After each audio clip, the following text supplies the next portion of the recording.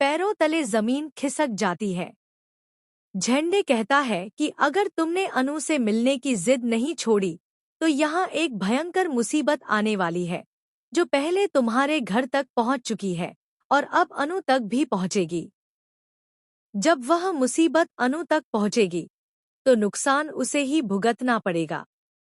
यह सुनते ही आर्यवर्धन गुस्से में आ जाता है और बेहद परेशान हो जाता है।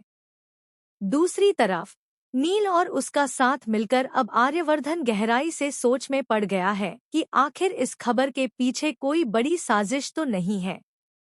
जलंधर की तरफ से खबरें मिल रही हैं और नील अपनी चाल चलता दिखता है। वह अनु को भड़काने की कोशिश करता है, पूछता है क्या उसे पता है कि आर्य कहीं गए हैं या नहीं। नील कहता है कि उसे नहीं लगता आर्य सर कहीं गए हैं, बल्कि छुपे हुए हैं। उसने अनु से कोई खास बात तो नहीं कही क्या? नील की बातों से अनु सोच में पड़ जाती है। आखिर क्या हो रहा है? आने वाले एपिसोड में अनु और आर्यवर्धन दोनों यह समझने की कोशिश करते हैं कि उनके आसपास क्या चल रहा है।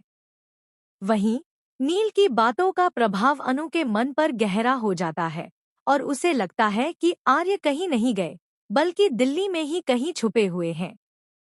अब झंडे के घर पहुंचते ही जलंधर भी वहां मौजूद होता है, जो आर्यवर्धन के लिए एक बड़ा खतरा बन जाता है।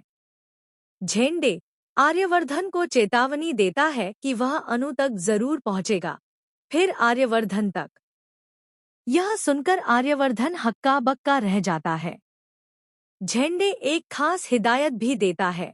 वह जानता है कि आर्यवर्धन अनु से मिलने की जिद करता है, लेकिन यह जिद बहुत बड़ी मुसीबत लेकर आएगी। अनु और आर्यवर्धन दोनों खतरे में होंगे। आर्यवर्धन सोच में पड़ जाता है कि अब क्या करें।